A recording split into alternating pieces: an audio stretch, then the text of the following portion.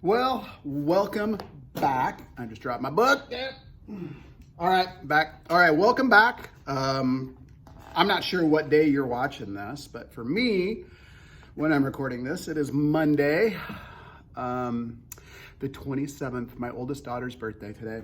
So that is pretty cool for her, and hopefully, they will be able to bring our little grandchild home. They're looking forward to that, home from the hospital. So anyway, that's what's happening. But that's not all that's happening. We are going to be wrapping up James and the Giant Peach within just the next few days. I mean, there's not a lot left, and I'm going to say that there's like 8 chapters left, but those 8 chapters are going to go by really, really fast because some of these chapters are super short. So we're going to start and we're going to read chapters 31, 32, and 33, and it's not going to take long at all. So here we go. Chapter 31. How fast we are going all of a sudden, the ladybug said. I wonder why. I don't think the seagulls like this place any better than we do, James answered. I imagine they want to get out as soon as they can. They got a bad fright in the storm that we've just been through. Faster and faster flew the seagulls, skimming across the sky at a tremendous pace, with the Peach trailing behind them. Cloud after cloud went by on either side, all of them ghostly white in the moonlight, and several more times during the night, the travelers caught glimpses of cloud men moving around on top of the clouds, working their sinister magic upon the world below. Once they passed the snow machine in operation, with the cloud men turning the handle and a blizzard of snowflakes blowing out of the great funnel above. They saw giant drums that were used for making thunder, and the cloud men beating them furiously with long hammers. They saw frost factories and wind producers, and the place where cyclones and tornadoes are manufactured and sent spinning down towards Earth. And once, deep in the hollow of a large billowy cloud, they spotted something that could have been the cloud men's city. There were caves everywhere, running into the clouds and the entrances of the caves. The cloud men's wives were crouching over little stoves and with frying pans in their hands, frying snowballs for their husbands' suppers. And hundreds of cloud men's children were frisking all over the place, shrieking with laughter and sliding down billowy clouds on toboggans. An hour later, just before dawn, the travelers heard a soft whooshing sound above their heads, and they glanced up and saw an immense gray bat-like creature swooping down towards them out of the darkness. It circled around the Peach, flapping its great wings slowly in the moonlight, and startled the travelers. Then it uttered a series of long, deep, melancholy cries and flew off again into the night. Oh, I wish morning would come, Miss Spider said, shivering all over. It won't be very long now, James answered. Look, it's getting lighter over there already.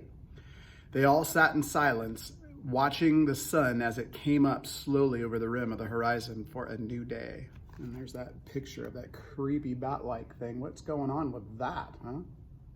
Just kind of appeared out of nowhere and disappeared, and I don't even think we're going to come across it again.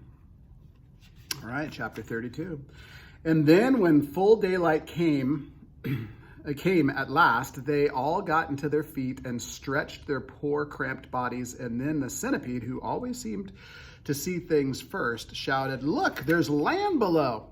"He's right," they cried, running over to the edge of the Peach and peering over. "Hooray, hooray! It looks like streets and houses, but how enormous it all is." A vast city, glistening in the early morning sunshine, lay spreading out over 3,000 feet below them. At that height, the cars were like little beetles crawling on the streets, and the people walking on the pavement looked no larger than grains of soot. "But what tremendously tall buildings!" exclaimed the ladybug. "I've never seen anything like them before in England." Which town do you think it is?" It couldn't possibly be England," said the old green grasshopper. "Then where is it?" asked Miss Spider. "You know what those buildings are?" shouted James, jumping up and down with excitement. "They are skyscrapers. This must be America. And, my friends, means, and that, my friends, means that we have crossed the Atlantic Ocean overnight. Oh, you don't mean it, they cried. It's not possible. It's incredible. It's unbelievable.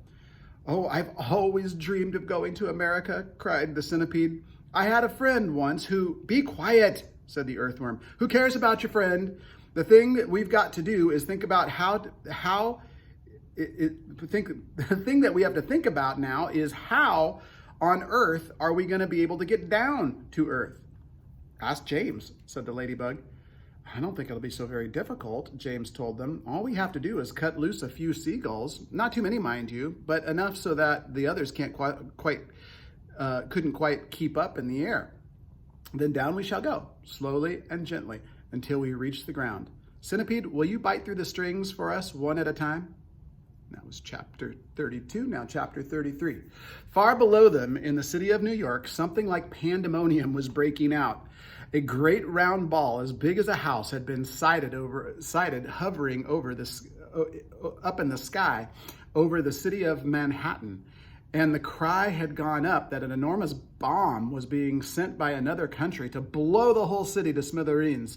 Air raid sirens began wailing in every section. All radio and television programs were interrupted with announcements that the population must go down into their cellars immediately.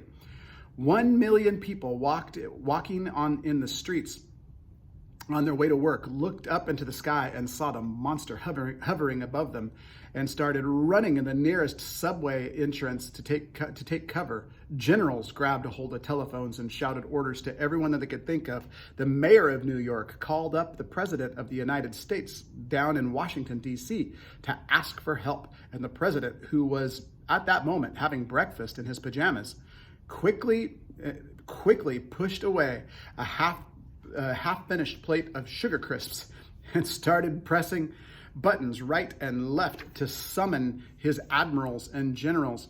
And all the way across the vast stretch of America, in all 50 states, from Alaska to Florida, from Pennsylvania to Hawaii, the alarm was sounded, and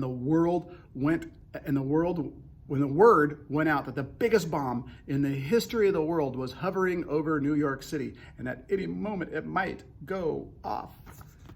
And that's the picture of the peach above what looks to be just a skyscraper and the people below.